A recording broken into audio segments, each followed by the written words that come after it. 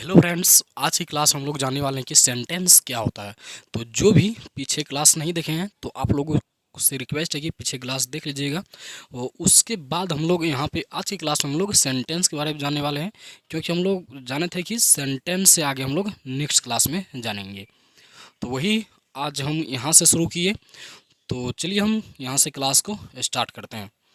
तो पहले आप लोग बताइए कि सेंटेंस क्या होता है। सेंटेंस मतलब कई वर्डों के मेल से क्या बनता है, सेंटेंस। तो सेंटेंस में क्या सब होता है, कैसे क्या होता है, अब इसको डिटेल में हम लोग जानेंगे। जितना हो सकेगा उतना अच्छा से हम लोग जानेंगे। तो सेंटेंस, कोई भी सेंटेंस अगर इंग्लिश में है तो नॉर्मली उसमें तीन चीज़ होता है, तीन पार्टों से बना होता है, यानी सब्जेक्ट, वर्ब और ऑब्जेक्ट। और बिना सब्जेक्ट का भी कोई भी सेंटेंस हो सकता है, बिना ऑब्जेक्ट का भी, लेकिन बिना वर्ब का कोई भी सेंटेंस नहीं हो सकता।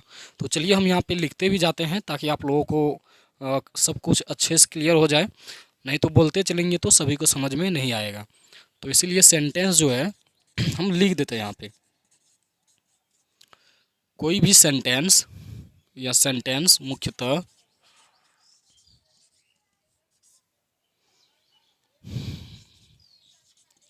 तीन भागों से मिलकर बना होता है। यानी नॉर्मली कोई भी सेंटेंस होगा इंग्लिश का तो उसमें तीन भाग होता है, तीन पार्ट होता है। पहला एक होता है सब्जेक्ट, जिसे कर्ता कहते हैं, और एक होता है ये वर्ब, जिसे हम लोग एक्शन जो हैपनिंग को दिखाता है, जो पोजेशन को दिखाता है, कोई भी एक्शन को दिखाता है, ये सभी कोई भी होना को दिखाते हैं, वही क्या कहलाता है, वर्ब। उसके बाद एक होता है क्या चीज़, ऑब्जेक्ट, जिसे हम लोग कर्म कहते हैं। और यही तीनों से बना होता है। और कोई भी सेंटेंस का नॉर्मली स्ट्रक्चर होता है सब्जेक्ट, पहले तो एस यू बी यानी सब्जेक्ट को हम शॉर्ट में लिख दिए, सब्जेक्ट आता है, उसके बाद वर्ब आता है, उसके बाद हमेशा ऑब्जेक्ट आता है। सब्जेक्ट, वर्ब, उसके बाद ऑब्जेक्ट। ये कोई भी सेंटेंस का नॉर्मली स्ट्रक्चर हुआ, यानी सूत्र जिसको हम लोग बोल सकते हैं, फार्मूला हुआ, पैटर्न हुआ। और सब्जेक्ट, वर्ब, ऑब्जेक्ट। और आप लोग यहाँ से एक बात और ध्यान रखिएगा, बिना सब्जेक्ट का भी कोई भी सेंटेंस हो सकता है, और बिना ऑब्जेक्ट का भी कोई भी सेंटेंस हो सकता है, लेकिन बिना वर्ब का कोई भी सेंटेंस नहीं हो सकता है। अगर हम इसको इस तरह से भी बोले कि मैन वर्ब का फर्स्ट फॉर्म जो है ये हमेशा अपने आप में एक सेंटेंस होता है, यानी मैन वर्ब का फर्स्ट फॉर्म। और ऐसा कोई सेंटेंस नहीं होगा जिसमें वर्ब नहीं होगा, मैन वर्ब नहीं होगा। तो आप लोग यहाँ तक उम्मीद करते हैं कि समझ गए होंगे। जब कोई भी सेंटेंस सब्जेक्ट, वर्ब, ऑब्जेक्ट से बना होगा तो अब तो हमें सब्जेक्ट के बारे में जानना पड़ेगा, उसके बाद वर्ब के बारे में जानना पड़ेगा, उसके बाद ऑब्जेक्ट के बारे में। तभी तो हम लोग कोई सेंटेंस को बना पाएंगे, कोई भी सेंटेंस को अच्छा से समझ पाएंगे, जब तक हमें इसके बारे में सब कुछ पता होगा। तो यहाँ पे हम सब्जेक्ट के बारे में अगर थोड़ा बहुत बताना चाहें तो यहाँ पे सब्जेक्ट जो है, और यहाँ पे ये सब्जेक्ट और ऑब्जेक्ट हम दोनों के लिए भी बताते हैं। सब्जेक्ट या फिर ऑब्जेक्ट, यहाँ पे हम या ओब्लिक का चिन्ह देंगे। सब्जेक्ट या फिर ऑब्जेक्ट, ये एक नाउन हो सकता है या फिर एक प्रोनाउन।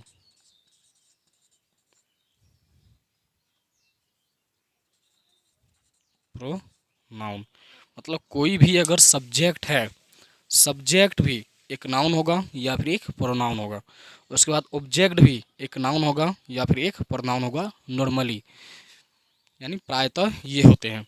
अब अगर कोई भी सब्जेक्ट या फिर कोई भी ऑब्जेक्ट नॉर्मली नाउन होगा या फिर प्रोनाउन होगा, वैसे होने के लिए एडजेक्टिव भी, वर्ब भी सब्जेक्ट का काम करता है, और जिरंड जिसको बोलते हैं, जिसको वर्बल नाउन बोलते हैं जिरंड को ही, तो वो सभी भी है, लेकिन वो सभी एडवांस लेवल में हो गया। तो जितना भी हम लोग अभी समझ पाएंगे, जितना हम लोगों के लिए अभी ज़रूरी है, अगर इतना हम लोग समझ जाते हैं तो आगे जो है वो ग्रामर का टॉपिक है, वहाँ पे आप लोग खुद से भी समझ सकते हैं, कोई बड़े सर से क्लास करके आप लोग वहाँ से सीख सकते हैं। लेकिन ये स्पीकिंग के लिए, स्पोकन इंग्लिश क्लास के लिए जितना अभी ज़रूरी है, अगर हम उतना समझना चाहें तो कोई भी सब्जेक्ट या फिर ऑब्जेक्ट नॉर्मली जो है वो कोई नाउन होगा या फिर कोई प्रोनाउन होगा। तो अगर कोई नाउन होगा, सब्जेक्ट या फिर ऑब्जेक्ट, तो अब नाउन के बारे में भी जानना पड़ेगा कि नाउन क्या होता है। तो दुनिया में जितना भी चीज़ है, हर एक चीज़ का नाम है। बिना नाम का कोई चीज़ है नहीं, चाहे वो दिखाई दे या फिर नहीं दे, जिसे हम छू सके या नहीं छू सके, जिसके बारे में एहसास हो, जिससे पता चले, यानी हर एक कुछ, चाहे कुछ भी है, चीज़, सामान, वस्तु, जैसे आप लोग हिंदी में जानते होंगे किसी भी व्यक्ति, वस्तु, स्थान के नाम को, किसी भी चीज़ के नाम को हम नाउन, ये संज्ञा बोलते हैं। तो ठीक उसी प्रकार वही है इंग्लिश में नाउन, यानी कोई भी दुनिया में चीज़ है नाम, जैसे बोर्ड हो गया, ये माइक हो गया, शर्ट हो गया, मार्कर हो गया, मोबाइल हो गया, स्टैंड हो गया, यानी कोई भी चीज़, फैन हो गया, चेयर हो गया, यानी कोई भी चीज़ है तो उसका एक नाम है, चाहे कोई जगह का, जानवर का, वस्तु का, कोई भी चीज़ का नाम, नाम ही क्या कहलाता है, नाउन। तो यहाँ पे अगर हम लिख दें नाउन के बारे में, नाउन एक नेमिंग वर्ड होता है। दुनिया का कोई भी नाम है वह एक नाउन कहलाता है। उसके बाद अगर सिर्फ हम नाउन को ही पढ़ना चाहे तो ये बहुत बड़ा टॉपिक होता है, जो कि हम लोग उतना समझ भी नहीं पाएंगे, हम खुद यहाँ पे उतना नहीं जानते हैं। लेकिन जितना ज़रूरी है उतना हम यहाँ पे आप लोगों को सिखाएंगे ये स्पीकिंग के लिए। तो यहाँ पे कोई भी नाउन सब्जेक्ट हो सकता है या फिर कोई भी नाउन ऑब्जेक्ट हो सकता है। उसके बाद एक होता है प्रोनाउन। अब ये प्रोनाउन भी बहुत सारा होता है, जैसे डिमोस्ट्रेटिव प्रोनाउन हो गया, रिफ्लेक्सिव प्रोनाउन हुआ, डिस्ट्रीब्यूटिव प्रोनाउन हुआ, रिफ्लेक्सिव प्रोनाउन हुआ, इम्फेटिक प्रोनाउन हुआ, रिलेटिव प्रोनाउन हुआ, इंट्रोगेटिव प्रोनाउन हो गया, पर्सनल प्रोनाउन हो गया। ये सभी जो है कई सारा प्रोनाउन होता है, लेकिन उसमें उन सभी प्रोनाउन में एक प्रोनाउन पढ़ना पड़ता है, क्या चीज़, पर्सनल प्रोनाउन, जो कि हम लोग अभी पढ़ेंगे। अगर प्रोनाउन टॉपिक को पढ़ने के लिए बैठ गए तो काफ़ी दिन लगेगा पढ़ने के लिए, जो कि ग्रामर में पढ़ाए जाते हैं। जहाँ पे अगर कोई जॉब के लिए आप लोग तैयारी कीजिएगा वहाँ पे ये सभी टॉपिक को डिटेल में पढ़ना पड़ता है। लेकिन अगर हम सिर्फ स्पीकिंग के लिए यहाँ पे प्रोनाउन जाने कि सब्जेक्ट और ऑब्जेक्ट क्या आता है, क्या होता है, तो कोई तो नाम आ सकता है, और जिस नाम को हम रिपीटिशन से बचाने के लिए, जैसे अगर कोई भी लैंग्वेज में हर बार नामे लेंगे तो वो सेंटेंस जो है बोरिंग लगने लगता है, वो लैंग्वेज जो है बोरिंग लगने लगता है, अच्छा नहीं लगता है। तो इसीलिए वो नाम को, नाम के जगह पे हम लोग किसका यूज कर देते हैं, उस नाम के लिए यहाँ पे हम प्रोनाउन जो फिक्स होता है उस प्रोनाउन का हम लोग यूज कर देते हैं, ताकि वो भाषा सुनने में और वो भाषा बोलने में काफ़ी अच्छी लगे, बेहतरीन लगे। तो इसीलिए नाउन के जगह पे ही हम लोग किसका यूज कर देते हैं, प्रोनाउन का। जैसे आप लोग हिंदी में सर्वनाम जानते होंगे, तो यहाँ पे हम लिख दें रिप्लेसिंग वर्ड, यानी रिप्लेस करता है, इसके नाउन के जगह पे जो आता है, रिप्लेसिंग वर्ड यानी noun, replacing word a noun, मतलब कोई भी नाउन के जगह पे जो प्रोनाउन आता है उसी को हम लोग क्या कहते हैं, प्रोनाउन। तो सब्जेक्ट या फिर ऑब्जेक्ट क्या क्या हो सकता है, एक नाउन होगा या फिर एक प्रोनाउन होगा। जो कि नाउन एक नेमिंग वर्ड होता है, प्रोनाउन एक रिप्लेसिंग वर्ड होता है, यानी जो नाउन की रिपीटेशन को रोकता है उसी को क्या बोलते हैं, प्रोनाउन। तो उम्मीद करते हैं कि आप लोग यहाँ तक समझ गए होंगे।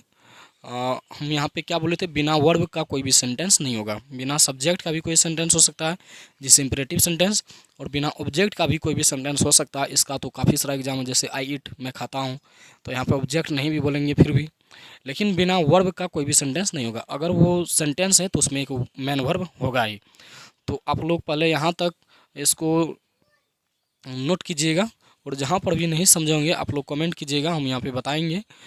लेकिन अभी हम यहाँ पे बोर्ड को क्लीन करते हैं, क्योंकि हमें और भी आगे बताना है। तो आप लोग इसको नोट कीजिएगा, हम बोर्ड को क्लीन करते हैं। हेलो फ्रेंड्स, हम बोर्ड को क्लीन कर दिए थे, और यहाँ पे जो भी आगे हमें जानना था यहाँ से, वो सभी हम यहाँ पे पहले लिख दिए थे, ताकि ये वीडियो जो है काफ़ी छोटा लगे, यानी छोटा बने, तो इसलिए हम यहाँ पे पहले इसको लिख दिए। तो हम पीछे क्या जाने थे, सब्जेक्ट, और ऑब्जेक्ट के बारे में। कोई भी सब्जेक्ट या फिर ऑब्जेक्ट नॉर्मली एक नाउन होगा या फिर प्रनाउन। तो नाउन तो दुनिया में कोई भी नाम है तो वो हो सकता है सब्जेक्ट। और प्रनाउन में हम क्या बोले थे, एक प्रनाउन पढ़ना पड़ेगा पर्सनल प्रनाउन, जो कि ज़्यादातर इंपॉर्टेंट है। तो ही पर्सनल प्रनाउन में ही अभी हम लोग जानेंगे पर्सनल प्रनाउन का यूज जो है कई तरह से होता है। जैसे पर्सनल प्रनाउन पहले होता क्या है हम यहाँ पे लिख देते हैं। पर्सनल प्रनाउन बोलते हैं आई को, I, we, you, he, she, it, they, ये सभी हुआ पर्सनल प्रनाउन। और पर्सनल प्रनाउन जो हुआ ये सभी, इसी को हम लोग सब्जेक्टिव केस होता है, केस बोलते हैं। यानी केस होता है तीन, सब्जेक्टिव केस जिसे हम लोग सब्जेक्ट भी बोल सकते हैं। उसके बाद पॉजेसिव केस जो कि पजेशन को दिखाते हैं, संबंध को, अधिकार को दिखाते हैं। उसके बाद एक होता है ऑब्जेक्टिव केस जो कि जिसे हम लोग ऑब्जेक्ट के नाम से जानते हैं। अभी जो जाने थे सब्जेक्ट ये हुआ, और अभी जो जाने थे ऑब्जेक्ट ये हुआ। लेकिन इसमें जो है पजेशन के तौर पे भी दो यूज है। तो ये आई ये सभी जो है यही से पर्सनल प्रनाउन हुआ। और पर्सनल प्रनाउन का ये जो है सब्जेक्ट, यानी इसी को हम लोग सब्जेक्ट भी बोलते हैं। और आई का ऑब्जेक्ट होता है, अगर पहले हम इस तरह से लिखना चाहें तो इसे हम लिखने के लिए पूरा लिख देंगे, लेकिन इस तरह से आप लोगों को अच्छा समझ में आएगा। आई का ऑब्जेक्ट मी होता है। उसके बाद वी का ऑब्जेक्ट अस होता है। उसके बाद यू का ऑब्जेक्ट, अच्छा हम इसको जो ऐसे कर देते हैं, नहीं तो आप लोगों को समझ में अच्छा से नहीं आएगा। हम यहाँ पे इसको अलग अलग कर देते हैं।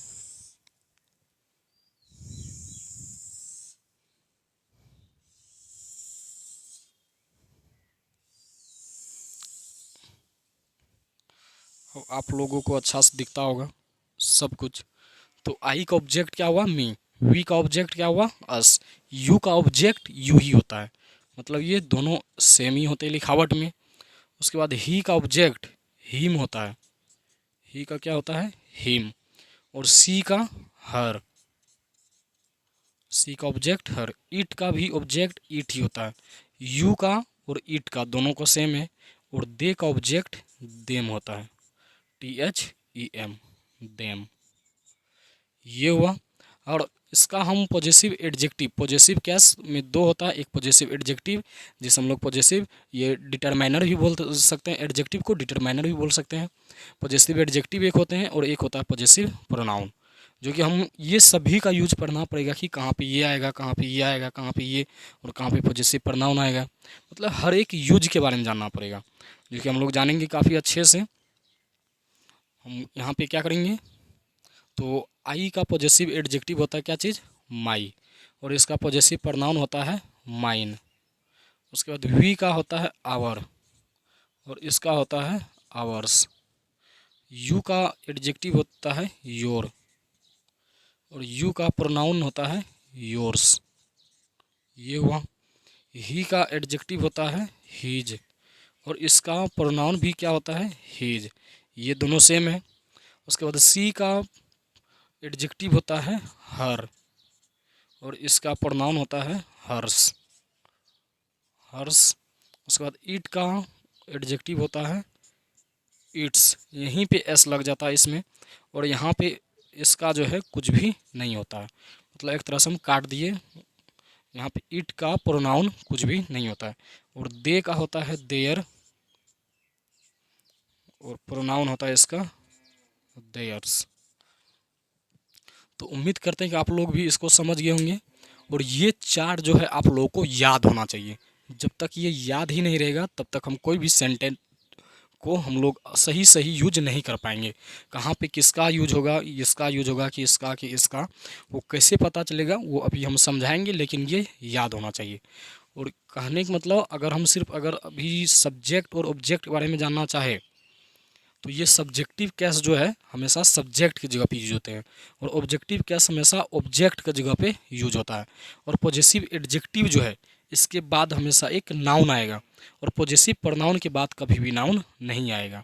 मतलब पॉजेसिव एडजेक्टिव अपने साथ नाउन आएगा, इसके साथ नाउन आएगा, और इसके साथ कभी भी नाउन नहीं आएगा। और सब्जेक्ट जो है सब्जेक्टिव केस हमेशा सब्जेक्ट की जगह पे यूज होंगे, और ऑब्जेक्टिव केस हमेशा ऑब्जेक्ट की जगह पे यूज होंगे। अच्छा, अब जो है यहाँ पे जैसे लिखे I we you he she it they, तो आप लोगों को क्या लगता होगा कि इसका हिंदी नहीं बताए, तो हम हिंदी यहाँ पे बोल देते हैं, जो कि काफ़ी आसान है, आप लोगों को पता होगा, तो इसीलिए हम यहाँ पे क्या किए थे, स्किप कर गए। तो वैसे ये हिंदी से कुछ मतलब है नहीं कि मेरा का माई होगा, नहीं, ये कॉन्सेप्ट हम लोग को सीखना है। जैसे आप तुम्हारा का योर होगा, नहीं, अगर बोल देंगे तुम्हारे पास तो यू हैव ही होता है, योर हैव नहीं होता है। क्या बोले, योर के बाद तुरंत नाउन आएगा और योर्स के बाद कभी नाउन नहीं आएगा, और ये सब्जेक्ट होता है, ये ऑब्जेक्ट होता है। वो हिंदी से कुछ मतलब है नहीं, लेकिन फिर भी अगर आप लोग सुनना चाहें तो मैं का हो सकता है, ये आई को होता है मैं, मुझे, मेरा, मेरी, मुझको, मुझ में, मुझसे, ये सभी। उसके बाद वी मतलब हम लोग, हमारा, हमारी, हमसे, हमको, हम लोगों का, हम लोगों की, हम लोगों के, ये सभी। उसके बाद ही, यू का, यू आपका, आपकी, तुम्हारा, तुम्हारी, आपको, आप लोगों को, तुमको, तुम लोगों को, तुम लोगों से, तुम में, आप में, आपसे, ये सभी हो सकता है। उसके बाद ही का हिंदी होता है पुरुष के लिए यूज करते हैं, जैसे वह, उसे, उसने, उसका, ये सभी। उसके बाद सी मतलब लड़की के लिए यूज करते हैं, वह के लिए, उसकी, उसे, उसकी, ये सभी। उसके बाद इट, यह जो है निर्जीव वो के लिए होता है, और छोटे छोटे बच्चों के लिए होता है ये इट का, यानी निर्जीव प्राणी के लिए, जंतु, जीव जंतु के लिए किया जाता है, मतलब छोटे छोटे। उसके बाद दे मतलब होता है वे लोग, उन लोगों का, उनका, उनकी, उन लोगों का, उन लोगों की, यही होता है वे लोग, वे सब, ये सभी जो है किसका होता है, दे का।